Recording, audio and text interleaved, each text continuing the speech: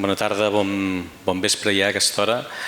Moltes gràcies a tots en nom del Reial Cercle Artístic, que cedeix les seves instal·lacions per poder fer avui aquesta conversa.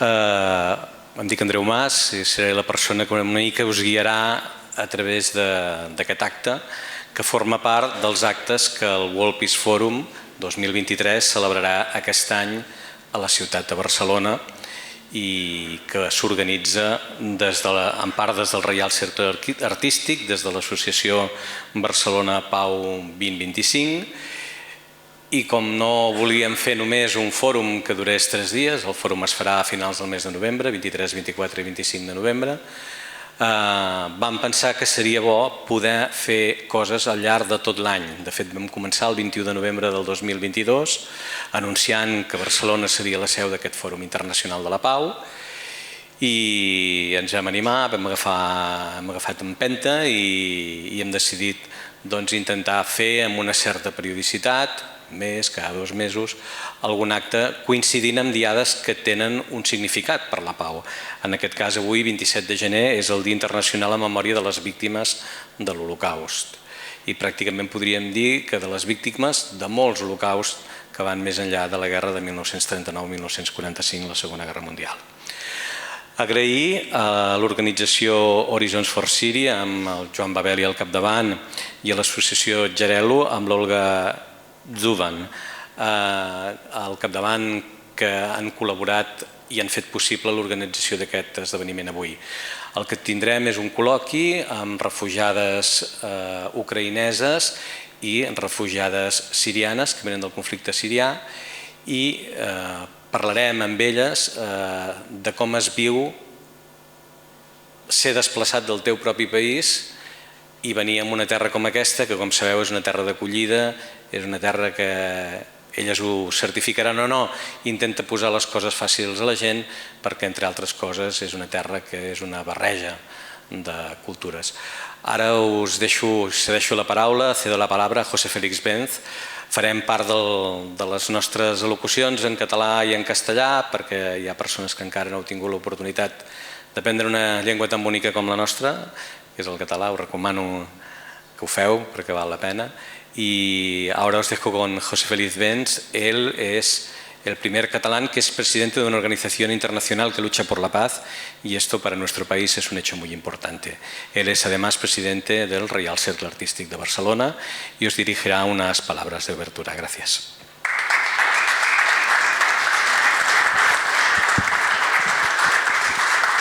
Bueno, buenas tardes, buenas noches. Welcome, bienvenidos, benvinguts a tots. Gracias, merci, thank you por estar aquí y por dar vuestro testimonio en un evento como el que estamos organizando. Para nosotros es un honor, es un orgullo poder teneros hoy aquí, dándoos nuestro apoyo y para que también nos pongáis un poco en escena de vuestro sufrimiento, ¿no? Porque al final el tener que exiliarse pues no es nada fácil.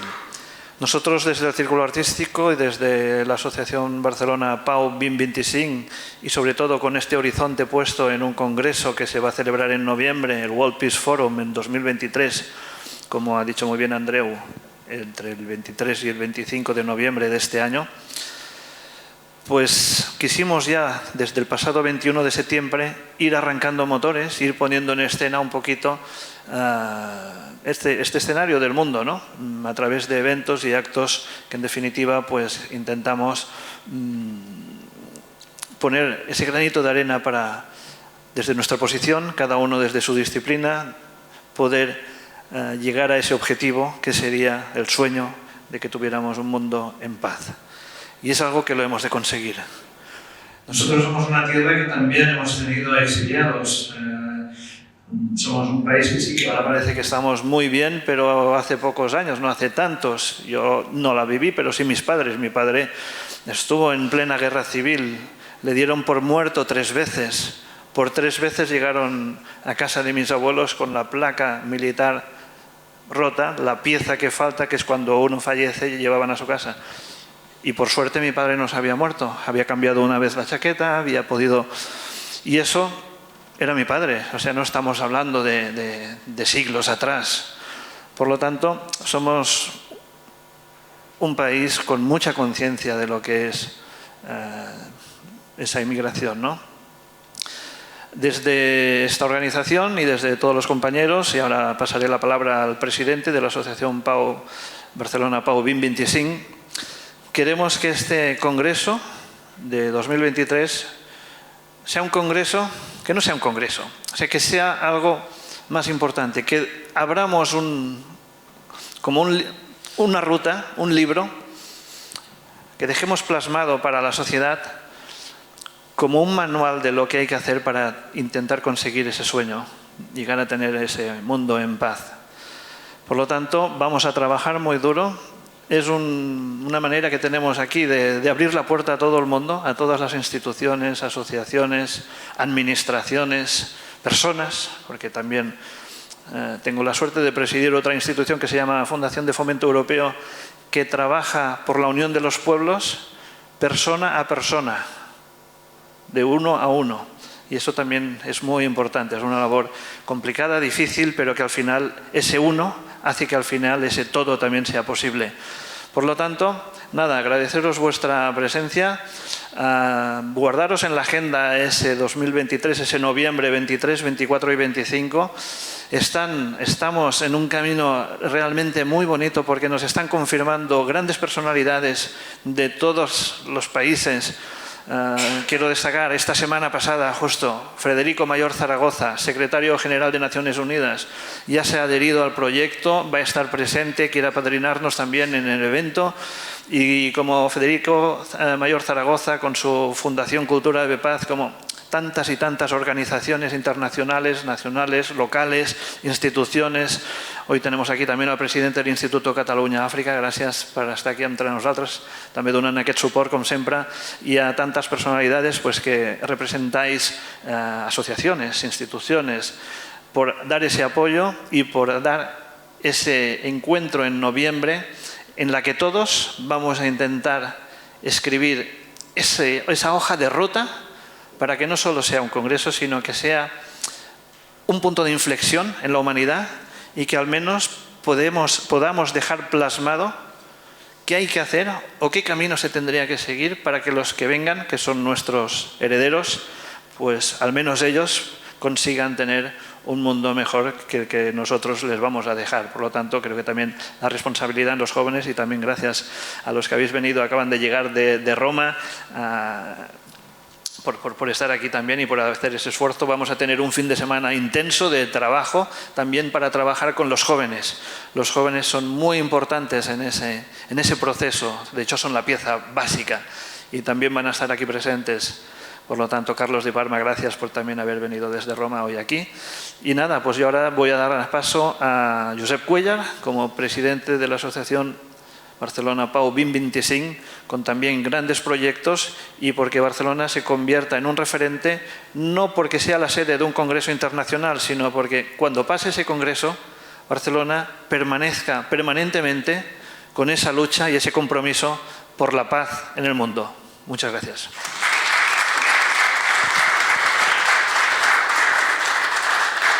Gràcies, Fèlix. Benvinguts, benvingudes.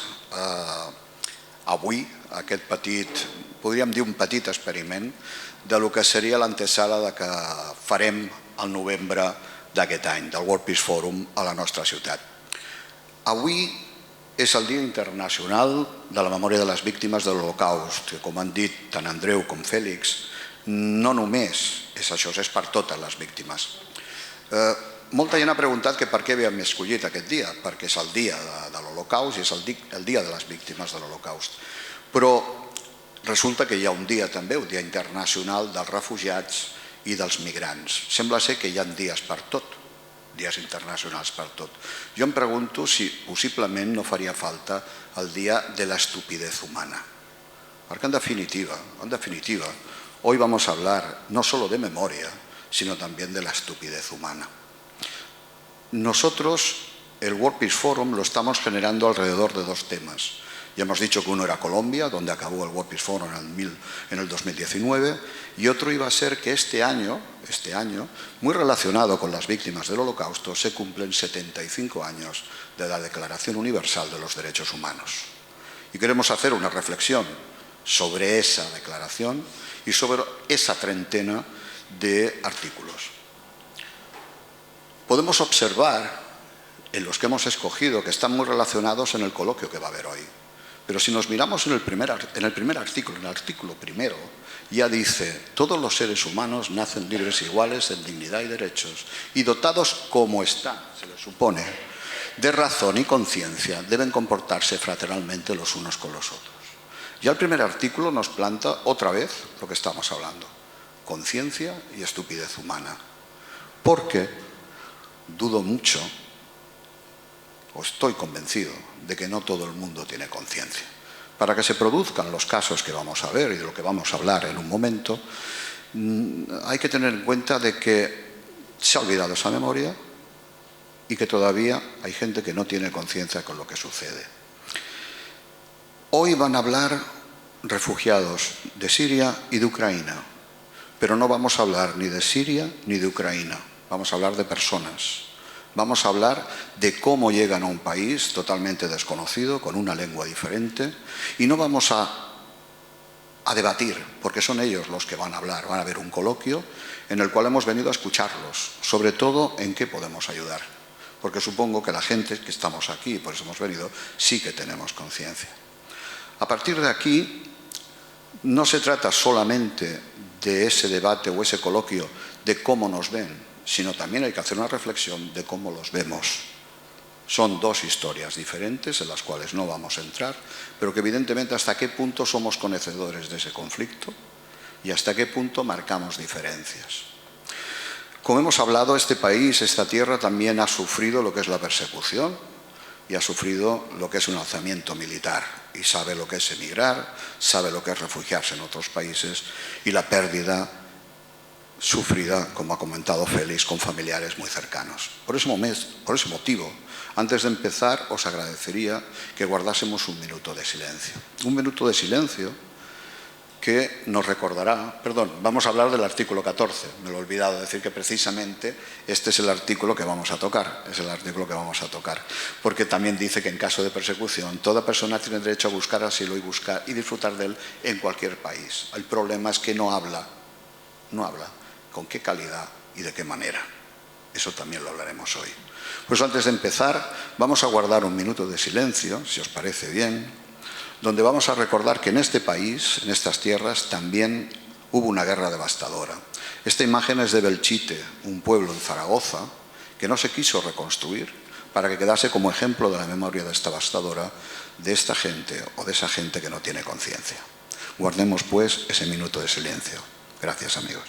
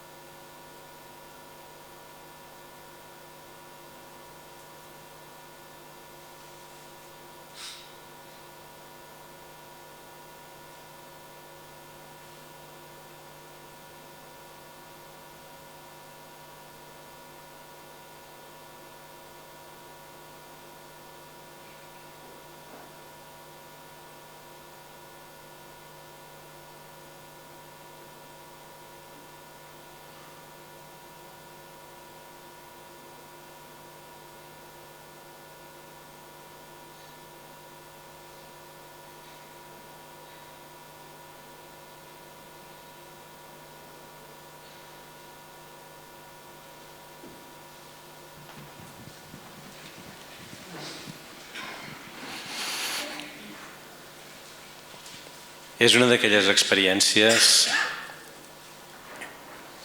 que se senten molt a dins quan fas minuts com aquests que igual quan heu vingut no pensàveu que faríem.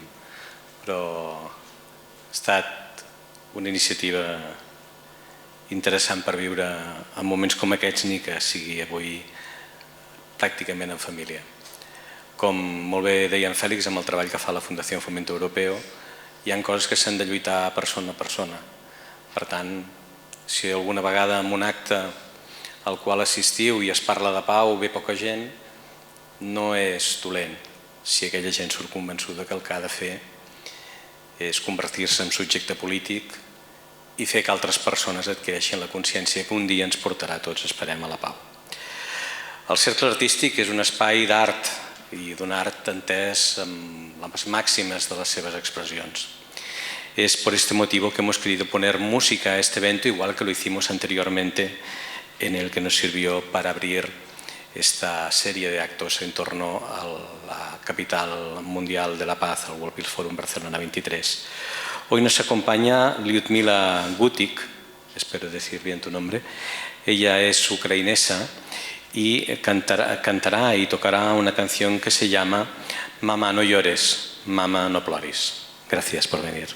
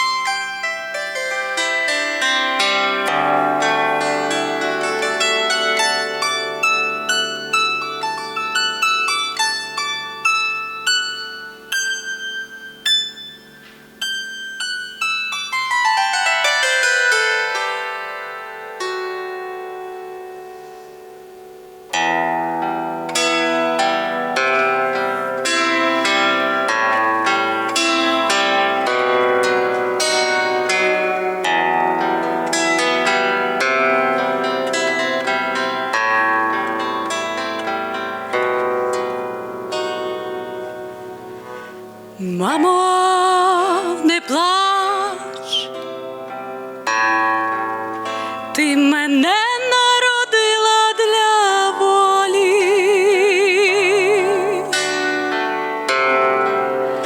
і ціною власної крові в полі соняшники проростуть.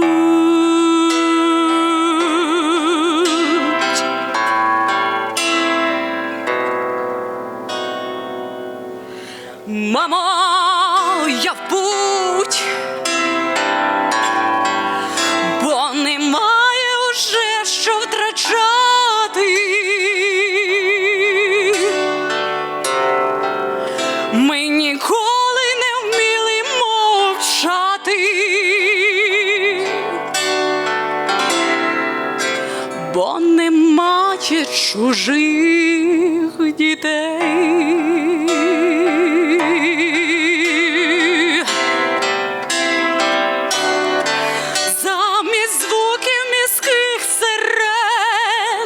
Заспівай мені, мамо, пісень, ми прокинемося в один день від весняних і добрих вістей. Замість звуків міських сирен заспівай мені гарних пісень, ми прокинемося в один день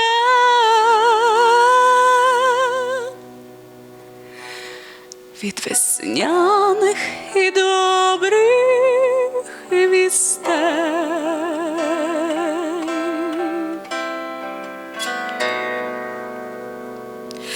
Мамо моя, я всього лиш маленька людина, і у мене мільйон народин.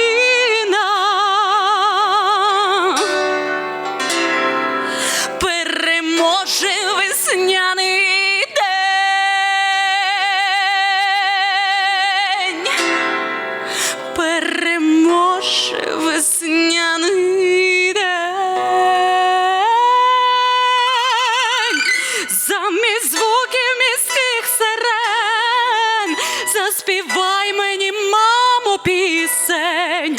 Ми прокинемося в один день від весняних і добрих вістей.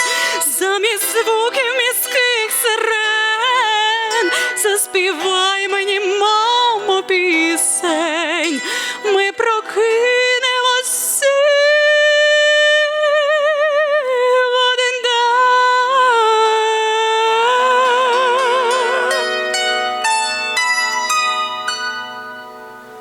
від весняних і добрих вістей.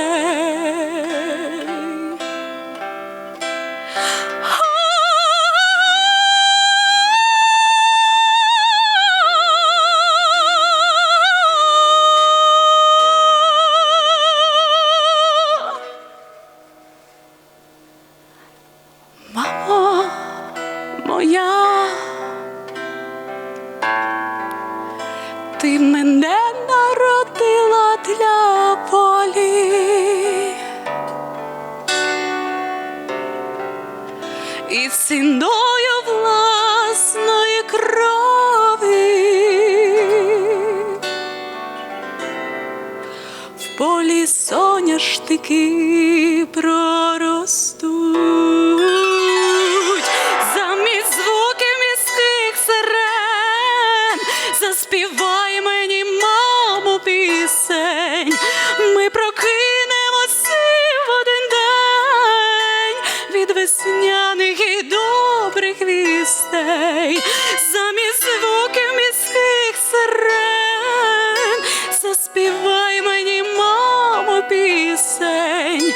Ми прокинемося в один день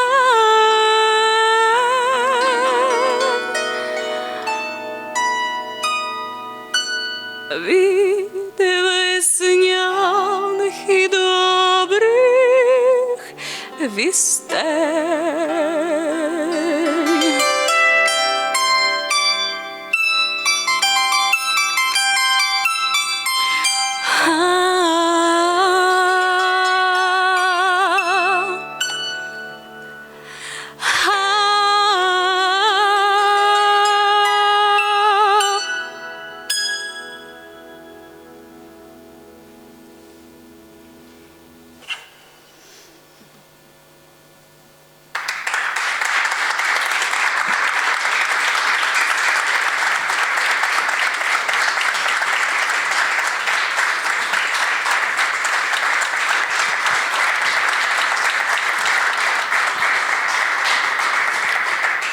Moltes gràcies. Sona molt fort. Moltes gràcies, Lyudmila. Hi ha un llenguatge universal que és la música, una veu prodigiosa i unes imatges terribles, un contrast brutal. Deia Mahatma Gandhi una frase que creo que es bastante ilustrativa de lo que se puede sentir cuando se ven imágenes como estas. Decía Gandhi, siempre ha sido un misterio para mí cómo puede haber hombres que se sientan honrados con la humiliación de sus semejantes. Això és el que hem vist en aquestes fotografies, que en aquest cas fan referència a un conflicte que ens és més proper perquè som europeus, però que s'ha viscut a Síria i s'ha viscut a molts altres llocs del món i malauradament segurament es repetirà a molts altres. Ara donarem pas a aquest col·loqui en el qual participaran per explicar-nos la seva experiència dues refugiades sirianes, Badiaa Neyur, ella és de Manresa, i Fadel Alsiaf, d'Igualada, i dues refugiades ucraïneses, una del Vendrell, Mariana Sorochuk, i una altra del Masnou, Andriy Haydabrus. Perdoneu-me si he pronunciat algun nom malament perquè és possible. Moderarà aquesta tertúlia, conduirà aquesta tertúlia, aquest col·loqui, Eduard Ariza, que ell és secretari general de l'Institut de Drets Humans de Catalunya, al qual, igual que els refugiades, volem agrair-li la seva participació en aquest acte d'avui.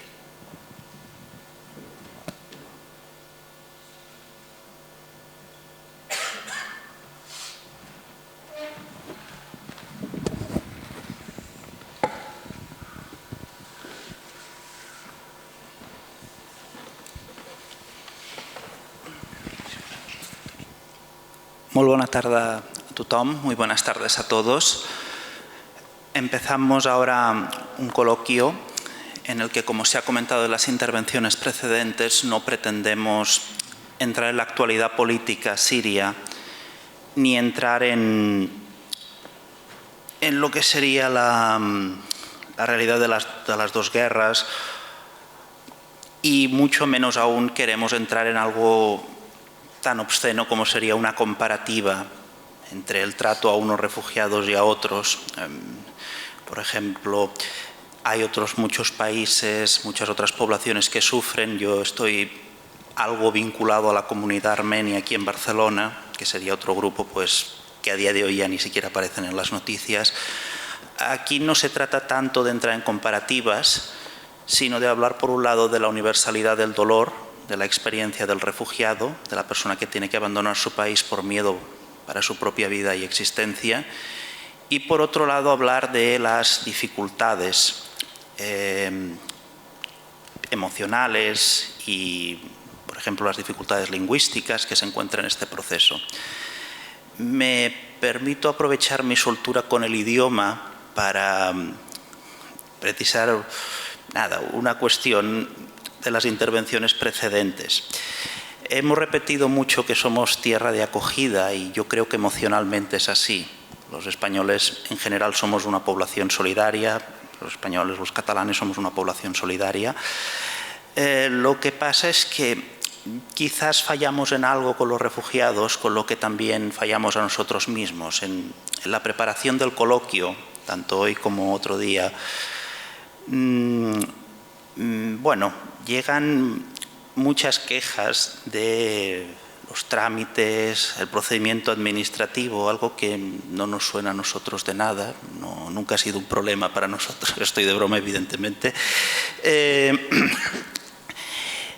He de decir que, de alguna manera, una cosa que me han llegado a decir literalmente es: no acabamos de tener claro si el gobierno de vuestro país quiere que nos quedemos aquí o está pensando en que nos vayamos. Lo digo para que no sorprendan tanto algunas intervenciones que igual vamos a oír a continuación. Desde luego, lo peor es la crueldad de las personas que se atacan unas a otras en el conflicto armado, además cuando no puede haber, si es que en algún caso las hay, ni siquiera una motivación bastante, cuando es algo arbitrario, cuando es ataque a civiles indefensos. Pero el dolor que genera a veces la torpeza, la ineptitud, aunque sean bien intencionadas, y sobre todo la frustración que se acumula día tras día, puede ser lacerante realmente para las personas que hoy nos acompañan. Hasta aquí mis 5 minutos de monopolizar el micrófono, y a continuación vamos a dejar que nos hablen ellos. El coloquio se divide en 4 bloques. Primero hablaremos un poco de lo que ha sido la llegada, la acogida. Nos gustaría dedicar el tercer bloque en especial a la infancia, y el último bloque es más de cierre. Repito, no vamos a comparar Siria con Ucrania, refugiados de un lado con otro, y aunque nos gustan las historias de las personas, ni siquiera pretendemos centrarnos en los individuos aquí, sino que queremos que nos cuenten su historia y la de personas cercanas a ellas, porque tienen algo de universal. Es algo que nos puede ocurrir a cualquiera, es algo que ocurre en miles de personas o millones en sus comunidades en este momento. A partir de aquí, bueno, la primera pregunta es: ¿cuánto tiempo lleváis en España? Bueno, lleva en España 11 meses. Elia y yo llevo desde que comenzó la guerra, más o menos, 12 años. 12 años. ¿Por aquí? 5 months. Microphone, please. 5 months Yes. in Spain. And I'm almost 1 year for Almost 11 1. months. Okay. ¿Cómo habéis llegado hasta aquí? ¿Cuál ha sido la ruta, el camino hasta aquí? How did you come here? How was the route, the way? How do you come to Spain?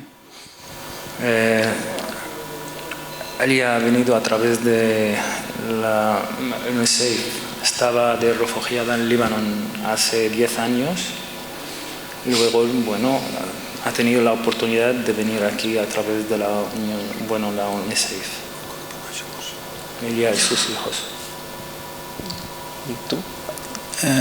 Yo vine antes también y más o menos igual, pero yo tuve la suerte de encontrar una persona que me ayudó y me dio un contrato de trabajo.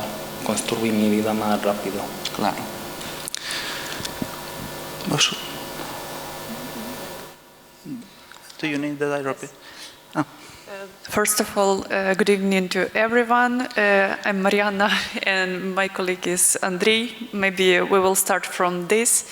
I'm sorry, I'm just learning Spanish and started to learn Catalan. So I'm sorry, I'll be speaking in English today. I hope everyone understands English. So I came here to Barcelona a few hours before war started as a tourist. I came here for holidays. And unfortunately, I stuck here because my flight was cancelled.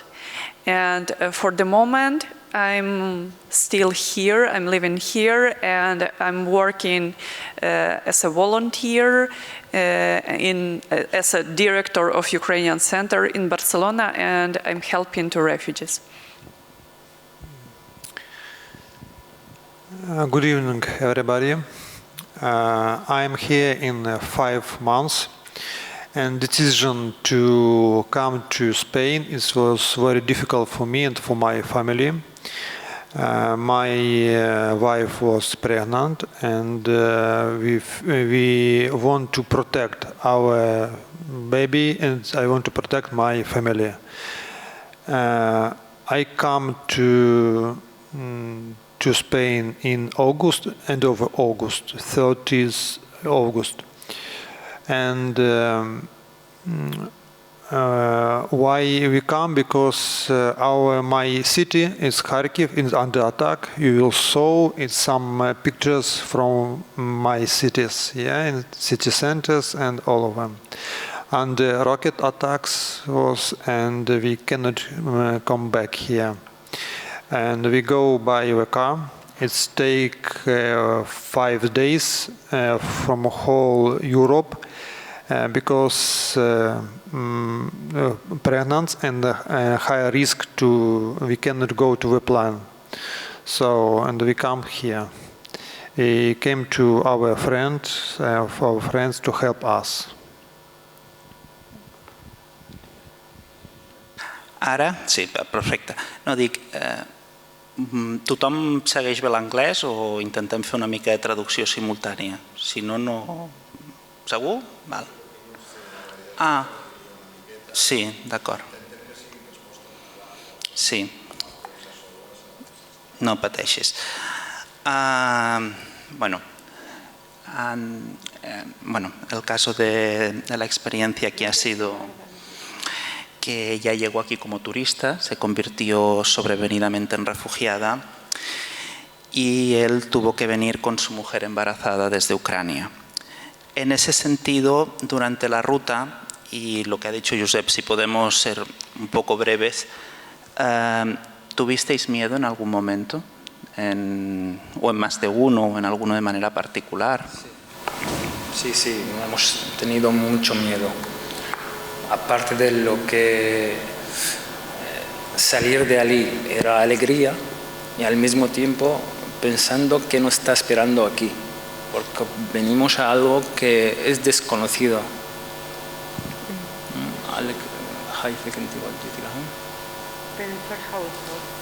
También entre alegría y entre miedo, porque no sabe lo que lo está esperando aquí.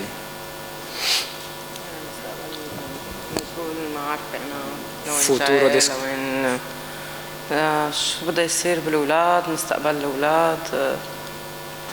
tenía preocupación del futuro de los niños, el futuro de aquí, solo está pensando en el futuro de sus niños.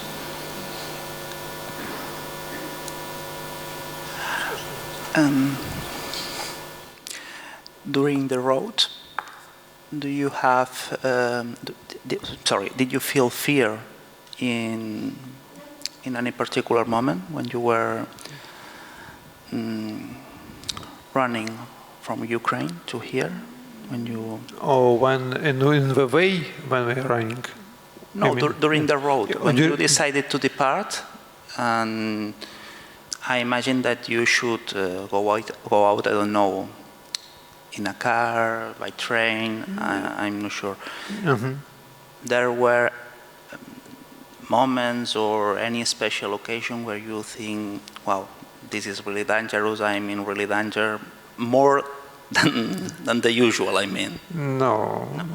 Our way is okay because we go through Europe, it's okay, but it took a long time, for 5 days, yeah. But it was a safe way, yeah.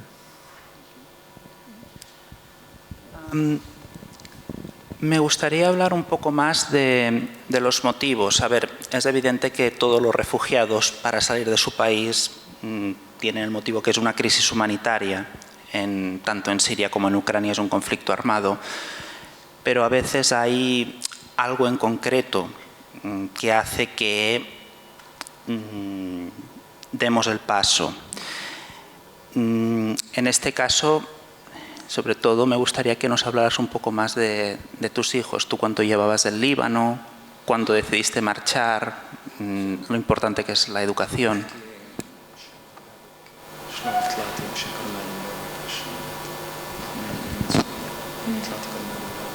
طلعت كرمال الحرب، كرمال أمن مستقبل آمن للأولاد، كرمال أمن الأمان لأطفالي، كرمال يدرسوا، كرمال يتعلموا، يطلعوا شيء بالمستقبل.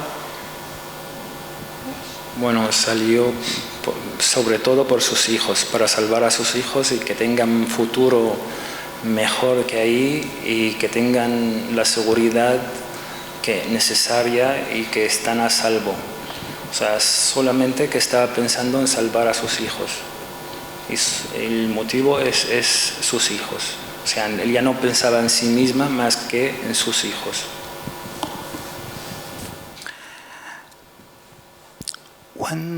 When did you decide that you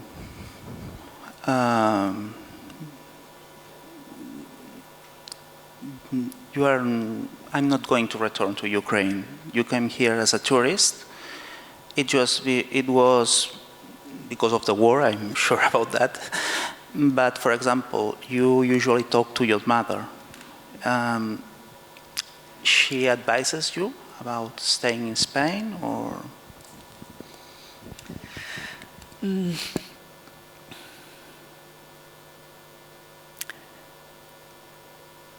When I decided to stay here, not to return to Ukraine, well, okay. I came here, as I told you before, 23rd of February. It was like maybe 7 hours before war started. I couldn't sleep whole night. I was thinking, oh, maybe because I was flying and now I couldn't sleep. But suddenly I started to receive a lot of messages on my phone. And my friends was writing me, look, the war started in Ukraine. And I was thinking, maybe I'm dreaming? Now I'm sleeping.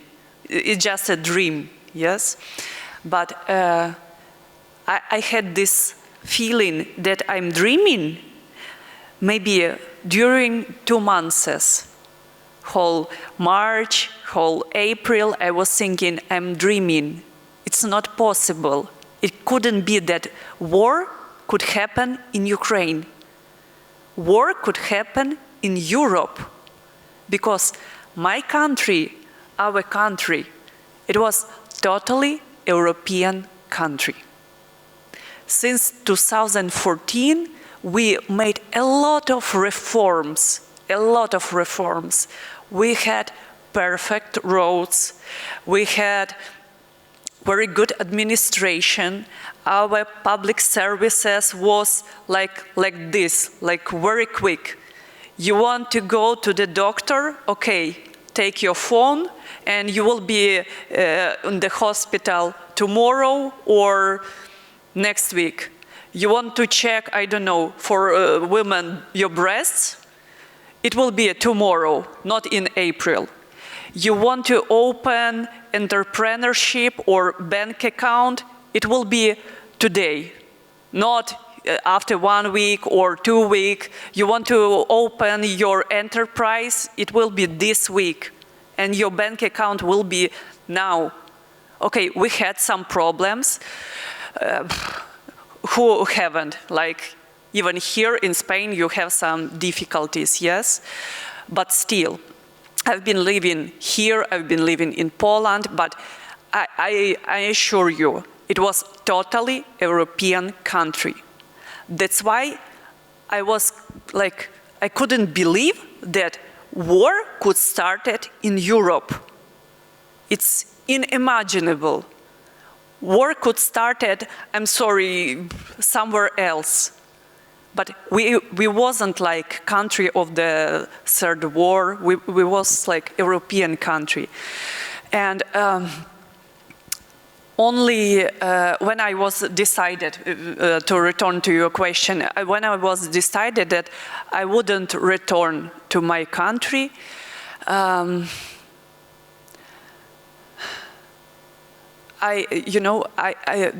I was reading this news from Ukraine, you know, Bucha.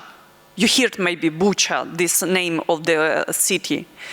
It was, we have such a city, Bucha, near Kiev, near our capital, and Russian soldiers, they made like mass murders in this city. They was just killing people because they was walking in the street. And I saw on my Telegram, on news, the pictures of dead people, like the car, and inside of the car was family, and they was killed. In the road was laying this food for small kids. Like it was like, I don't know, Nestle and food for kid. And this food was laying on the road. And I was thinking, if people with small kids, they was riding on the road, they wasn't like from the army, they was civilians, and someone killed them. So I'm not secure that someone wouldn't kill me if I will come there.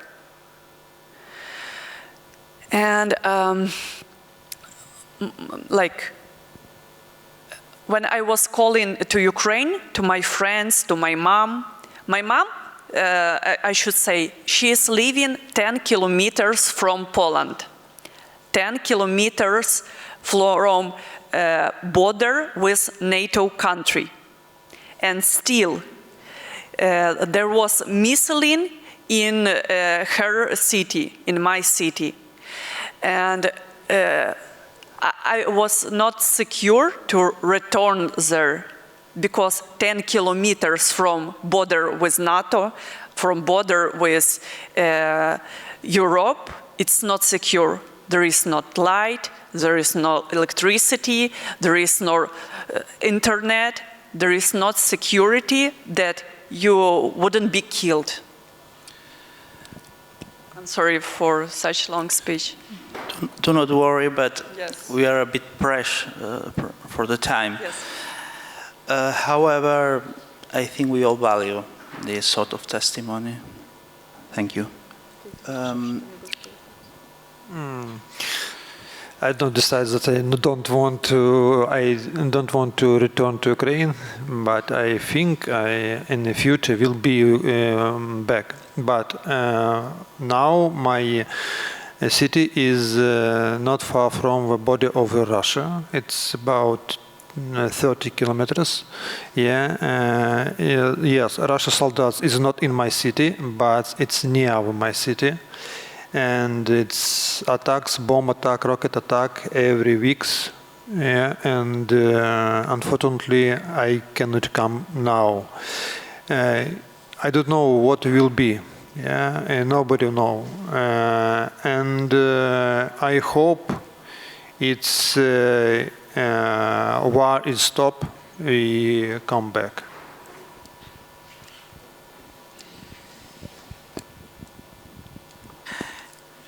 ¿Cómo ha sido el proceso de acogida en España? ¿En qué condiciones estáis viviendo ahora? ¿Cuánto han tardado en llegar los papeles? Hablándonos un poco de todo esto.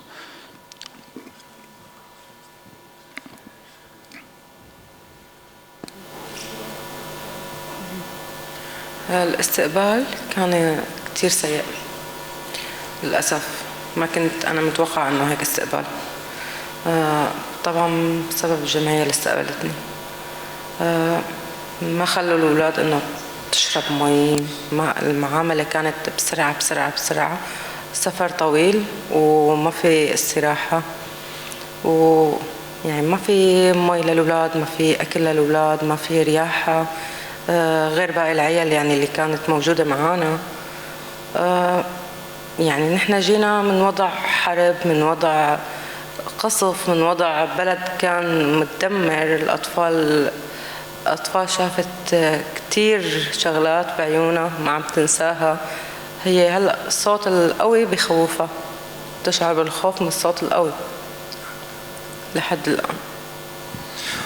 Bueno, la recepción era muy mala y ella se sorprendía, no le sirvieron ni una botella de agua, ni a ella ni a los niños, y por más que pedía, pasaban. Y decía que los niños, o sea, venían de una situación muy mala, por lo que han visto, por el tema de la guerra, por el tema de las bombas, que están afectados psicológicamente, porque si escuchan algún ruido así un poco fuerte, ya no pueden, o sea, se esconden abajo el asiento. O sea, están traumatizados y necesitan sensibilidad, cariño y empatía. Los niños es lo que necesitan, son niños. Y cuando ella vino, la recibieron de estas maneras, ni agua, ni comida. O sea, si quiere agua ya tenía que ella bajar a comprarla. Cuando la recibieron, ¿en dónde? Por ser un... Madrid. En Madrid. Entiendo. Es lo que es el recibimiento. Ahora, si quieres que te hable ella, el tema del donde la han acogido, el centro de acogida, pues continúa. Explica el centro de acogida.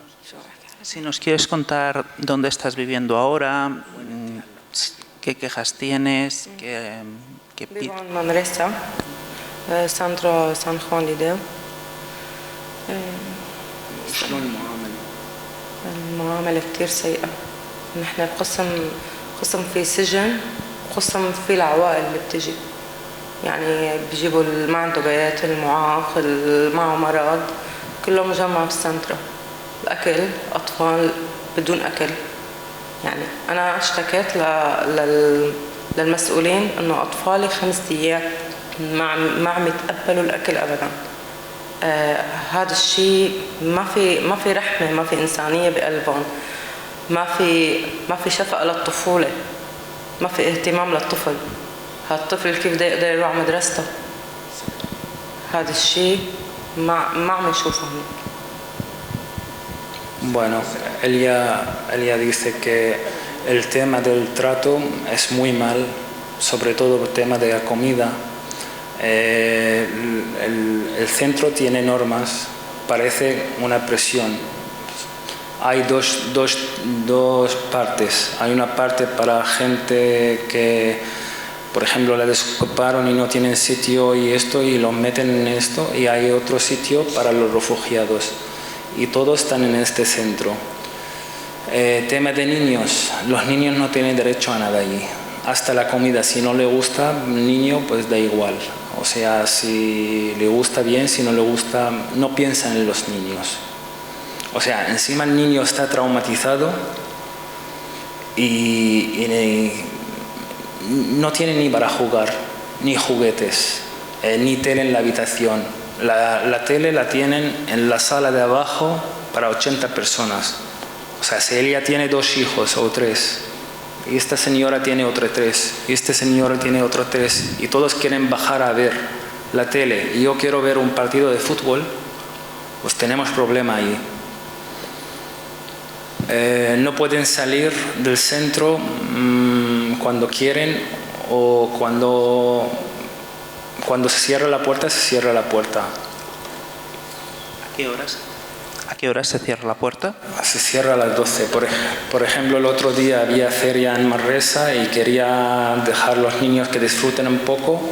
No hubo forma. O sea, tiene que estar allí a las 12, a las 12. Y cuando entran a la habitación no pueden salir. Imposible. O sea, se cierra la puerta y no puedes salir de tu habitación. O sea, ya me explicarás tú, madre, hijos, niño quiere jugar, pelota o algo y no puede salir. Muchas gracias. Muchas gracias. What about you? How is the process to getting visa and the papers, and where are you living right now? How are the conditions?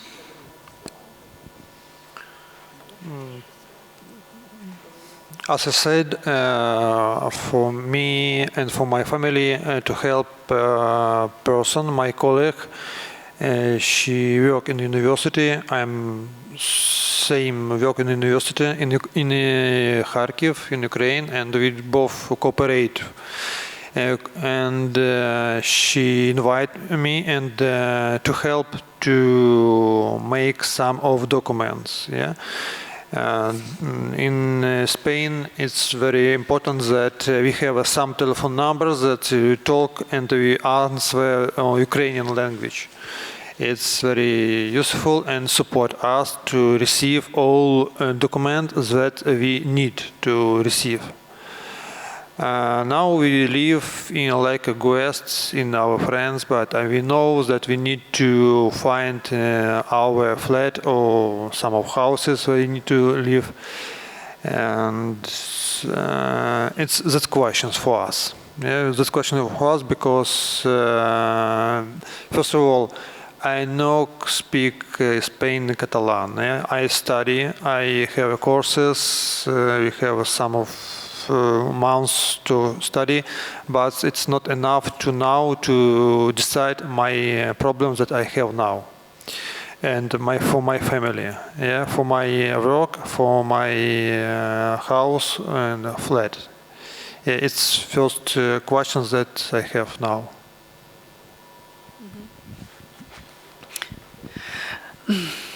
Okay. If I will be speaking... Please be a bit concise. Okay. I'm sorry. I'll try to be brief. I should say that I'm a lawyer and I know English, and it's quite a lot, yes? Because when you are a lawyer, when you have English language, for you it will be everything much more easier. So I received my NIA very fast. I received my TIA also more or less first. Okay, I came 23rd of February. I received my NIA maybe on March, and my TIA on June maybe, yes? So it was quite fast, yes? But due to the fact a lot of people, they came from the war. They was in stress. And when you are in stress, you need help to how to even find this number to call there and to ask, I need Neyur or Tia or something else, yes? So for me it was easy. For some people it's very difficult, because even there is a lot of people who want to earn money on someone's problem, and even there is such people who is asking 300 euros per calling this phone and asking this Neyur even Sita. Here only I found that you have this definition Sita. For everything you need to have Sita, and this Sita you need to find, and this Sita could be not tomorrow but in 1 week, 1 month, 2 months. It's very difficult to have this. I'm living in the Red Cross program, yes? And first I've been living in albergue, in like 6-person room. After I've been living in good hotel. Thank you for your government. It was perfect food, perfect room, beach clothes. So I was like in paradise. Thank you so much for your taxes, for everything. It was perfect. But if we will be speaking about like everyone, there is different situation. Someone was lucky like me, but someone was living somewhere in the mountains. They haven't close by no hospital, no ambulancia. They was not so young as me. They was after they 60 years old. When you woman in after 60, you need to have hospital. You need to have all services. You need to have some services who will be helping you. And when you live in this 6-person room, and when you need to sleep not in the bed on the down, but there, it's quite difficult to go to sleep even, yes? And for example, in my hotel it was perfect food, yes, but in some hotels there is only fried food. So it's difficult to people with weak stomach. Mariana, for kids, yes. Do you have any way to make a complaint, any procediment to complain? Yes, when you have some problems, to ask for help. Just a second. También va para vosotros. Cuando tenéis una situación que no nos gusta, que puede pues, no parecer justa, ¿alguien os ha indicado cómo tenéis que presentar una queja o dónde podéis dirigiros o nada? لا بنشتكي عندهم بقلب السنتر في ورقه نحن بنكتبها وبنعطيهم اياها لهم نفسهم. Dentro del centro se rellenan un formulario y se lo dan a ellos mismos. O sea, si lo he entendido bien, tienes que presentar la queja ante quienes tienes la queja. Sí. Vale. ¿Y suele servir para algo? ¿Sirve para algo? No. لا.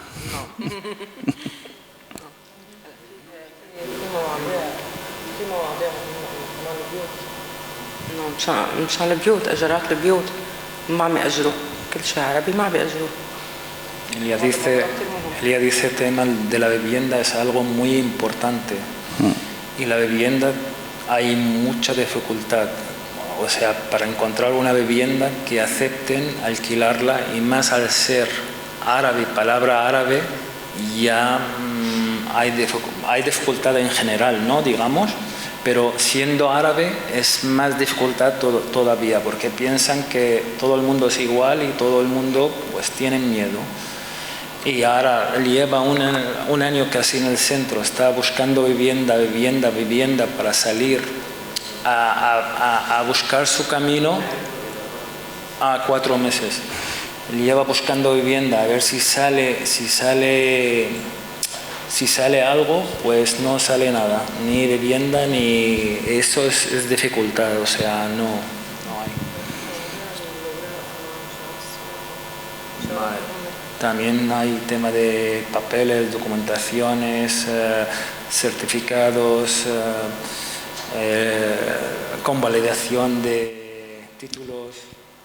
Eso hablamos ahora un momento, lo de las titulaciones. Vosotros, when you have any reason to complain, do you have... You mean some of problem? Yeah, some kind of problem, difficulties. How do you react? How are you told to react in that situations? First of all, it's for me, and I feel a lot of persons, because Spain is, unfortunately, it's not main language to study in our schools, in the university. So we have some problem with language. So one of problem for me is I cannot find fast courses. Yeah, English course, Spain courses. I find the Catalan courses, and study Catalan. But I can do more faster study, more faster, and be more. Realize my professional skills in Spain if I have some of language knowledge. Yeah, and I feel that, but I to decide the problems. But I see and saw a lot of persons who have refugees have some of psychological need to psychological support. Very have a stress, chronic stress, and it's very difficult to adaptations, make to adaptations that person, it's very big problems in real, because when you have a stress, chronic stress, you are not good to study. You not go to work, yeah, and any things. Okay, except I know this word cita. I know another Spanish word which means mañana. When you're complaining on something, for example, to Red Cross, people from the Red Cross or someone else, they said, okay, mañana everything will be great. Mañana came and nothing is good. Okay, you waiting for the day next, you're waiting for next week, and you're thinking maybe mañana it's not tomorrow, but next month. So when you're complaining like directly, saying something to someone, please fix this problem, nothing happen. When you want to write something or trying to write something, only after that something is fixing. So there is such problems. We don't know where we could, to whom we could speak about some of our problems. So I don't know, okay, I know only few cases when people was complaining and everything was fixed. In most cases, the only answer is mañana. When you will provide for us Spanish classes later, wait. When you will provide for us some information about, I don't know, employment, taxes, where I could find a job, where I could receive, I don't know, some medical services later, wait. Someone will come, someone will help you. When they will come? Mañana. But this mañana, we're waiting. And the best way for us, like for our Ukrainian refugees to fix our problems, we're fixing it by our hand, unfortunately. It's not in the 100% cases. In some cases, we have a lot of good people whom we know and they helping us. But unfortunately, there is a lot of cases when people trying to complain, trying to ask about help, but no one helps them.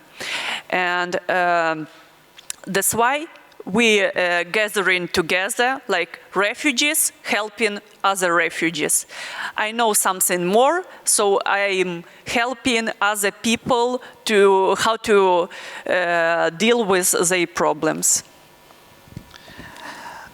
Antes de ir cerrando el bloque, me gustaría profundizar un poco más en la situación de la infancia.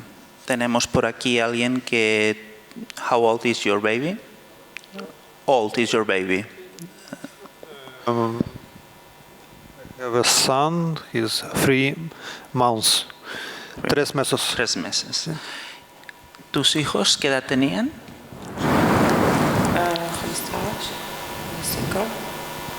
15 لا و 12 و 14 و 17 15, 12 y 13 y 17. 16 8. 16, 15 15, 12 12, 8 8. ¿Y cómo los veis?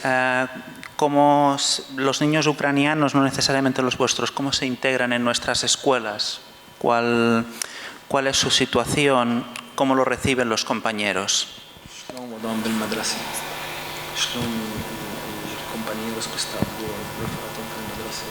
هلا مو منيح بالمدرسة لأنه هلا الصغار أحسن تأقلم من الكبار. الكبار عم يحسوا إنه في فرق باللغة، صعب التفاهم مع رفقاتهم، عم يحسوا إنه نظرة رفقاتهم لهم غير، وخاصة البنت المحجبة يعني الكبيرة. Los pequeños se adaptan más de los grandes. Los grandes está costando un poco. Tema de idioma y tema cómo lo están mirando y esto. Y por la niña si está tapada también se encuentra un poco de dificultades. Okay, I haven't kids, but in my hotel where I've been living, there was firstly 150 kids, and recently it was 60 kids. And in terms of kids, we was so lucky. We have been living in El Bendrell, and there was great major. And he said, like, kids should go to school. And he did it like this. Your all kids will be going to kindergarten, your all kids will be going to school, kids should get education. And not only this, like local people, they buy for them books, notebooks, pens, pencil, everything. So our kids had everything, and even what some local kids haven't, they had lunch. So local government was paying for lunch of our kids. And we was so much grateful that our kids was like special kids. And your government was doing a lot for our kids. And however, because of education here only in Catalan, it is difficult for them to attend classes, unfortunately. So there is a big problem. Maybe someone could help us to teach them more language, so they wouldn't feel like, okay, they are not stupid, they just don't know language. Because, for example, our system of education, like they different. Like your fifth class, it's like our maybe a third class, because we have different programs. And if it will be possible to learn more language, more interesting about the relationships with the classmates. With classmates? Yes, it's generally good, bad. It depends on school. because we have different cases. In some schools, everything is perfect, and kids like gathering among with our Ukrainian kids, and they hugging them, they interested in how are you, maybe you could come to my house, we will make a party, and not only classmates but teachers, they are so good, they hugging our kids, and a lot of kids, they was saying, oh, I love to go to school, I love to go to kindergarten, because our teachers, they love us, they hugging us, they kissing us, we love our teachers, we love our classmates, but only one problem was that they don't know language, but it's a kids, they speak in, I don't know, they playing together and they understand them. But there was another problems at the beginning, and it's pains. There was some kids that was saying like Ukraine will lose, Russia will like win, Putin is cool, Ukraine is something bad. There was also such cases. There was also cases of bullying, but we made some complaints to teachers, and teachers was speaking with kids. But we understand that kids don't, like in such small age, they don't think about politics. It's parents who thinking about some political issues. And maybe kids was listening parents, and they just was speaking what they heard at their home. So there was some cases of bullying, maybe they now, but mostly everything is good, and we're very grateful to Spain, to Catalonia, and all cities where our people live in. Vamos un poco a ir cerrando, que nos quedan 5 minutos, me dicen. ¿Cómo os planteáis el futuro próximo? ¿Os planteáis volver a Siria? ¿Os planteáis volver a Ucrania? ¿Quedaros aquí? ¿No lo tenéis decidido?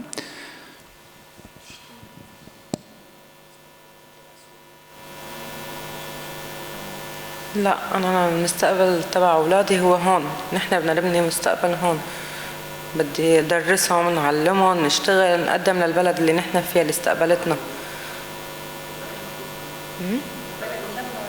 البلد ما عم بلدنا ما في مستقبل، يعني بلدنا مدمر على الأرض، يعني إذا بضل 100 سنة ما بيتعمر. Nuestro país ya está destruido del todo. Está destrozado. Por eso ella piensa que el futuro suyo y sus hijos aquí. Quieren aquí estudiar y formarse y trabajar y dar a este país lo que los ha dado a ellos.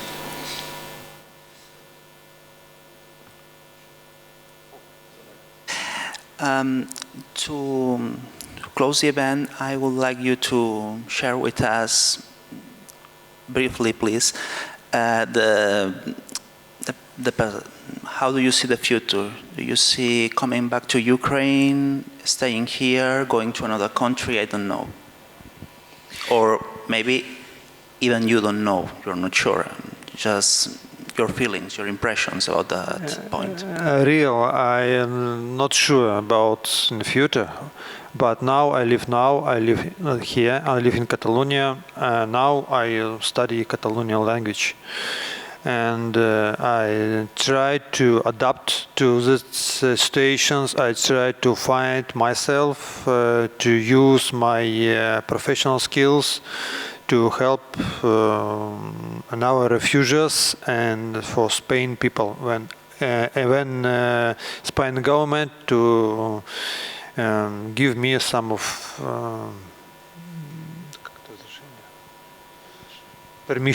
permissions to help.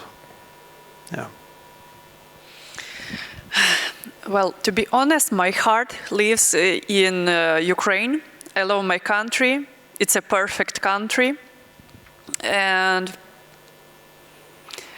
One day I want to return to my country, but now I have a lot of obligations here. Here I'm helping my people, and some of them will return to Ukraine, some of them will stay here, and I feel this responsibility to help as much as possible people with adaptation. And so for the moment you're staying here? Yes, I'm staying here because I want to show my gratitude to Spanish people, to Spain, to Catalonia, for all your help and your support that you give me. And I hope I will have possibility to say thank you to you and to make, yes, to give it back all my gratitude. For example, I'll be brief. No, yes. no, I'm sorry. Okay. No.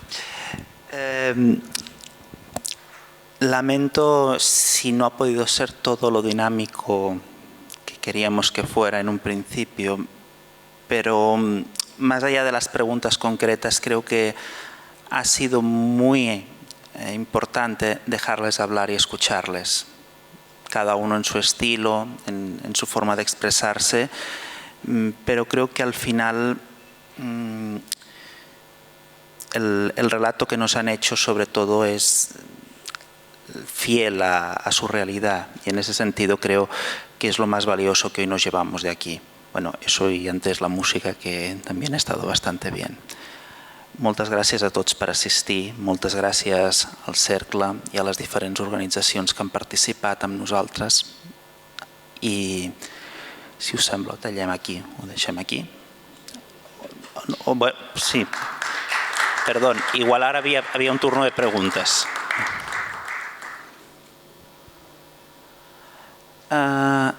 Did you choose Catalonia? ¿Escogisteis Catalunya? I mean, when you... imagino que vols dir que si quan van venir aquí van escollir... Sí. Sí. If I have some of change, yeah, I think I will choose Catalonia. Yes. Yeah, but you didn't. I didn't because I have friends here, but I hear a lot about Catalonia, and it's very people in here. It's very nice and very some of happy. Yeah, it's if I have a choose, I will choose. Yeah.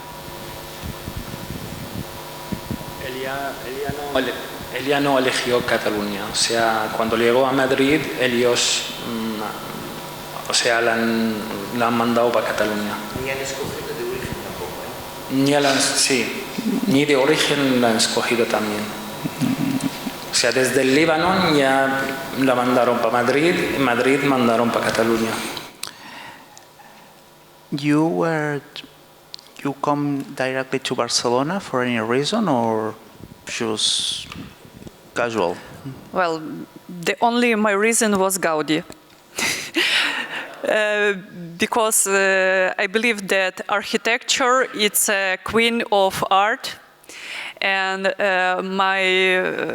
the best architect for me, it was Gaudi. Because of him, I came here, and I was happy to see a little bit Spain for this time, and I'm sure that every city and every region have a soul, have its own, you have different feeling in different regions, and my soul prefer soul of Catalonia, of Barcelona, because I see that some similarities between Ukrainians from the west of Ukraine and Catalonian people. We are quite similar, especially Ukrainians from Carpathian region. And I feel these emotions of Catalonian people, and we're very similar, I think, Catalonians and Ukrainians from the West. So if someone will be asking me if I will change the region, no. Because here in Catalonia, you have a lot of nationalities. I know that in Barcelona, you have more than 30% of inhabitants who are foreigners. You are a very intercultural city. And Ukraine also very intercultural. You have this mix of cultures, and we have this mix of cultures. Bueno, yo quiero daros las gracias por venir y por escucharnos y darnos la oportunidad de decir una parte de nuestros problemas y nuestras dificultades, y muchas gracias de corazón.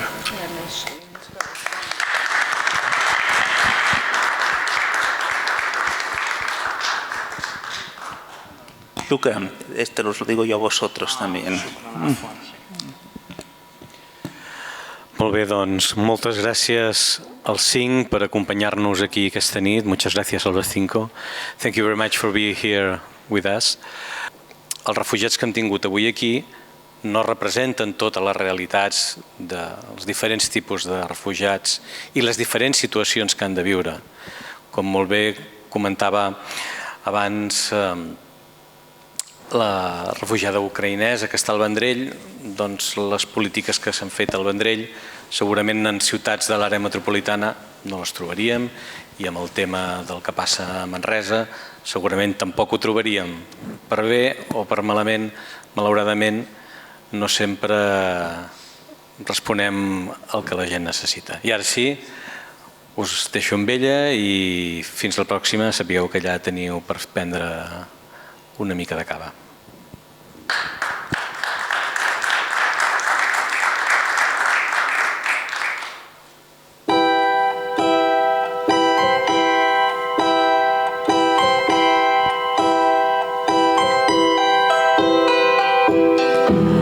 Скільки сліз пролито, скільки болю і страждань. Ти терпіла, Україно, тепер вставай за кожного сина країни, за кожну доньку і дітей. Ми вистоїмо, ми сильні, Бог з нами кожен день.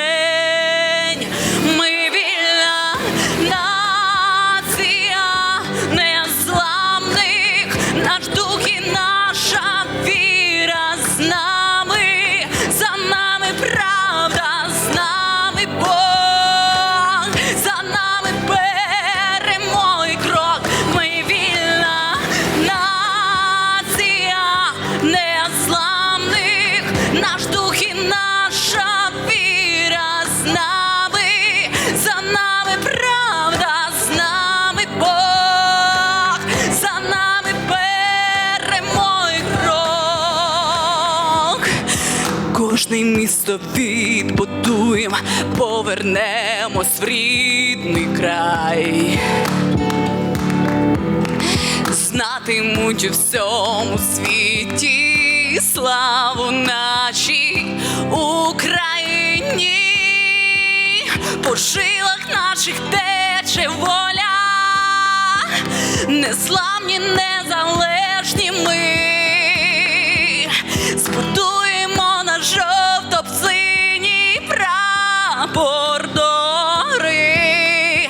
Ми вільна нація незламних, наш дух і наша віра з нами. За нами правда, з нами Бог, за нами перемой крок. Ми вільна на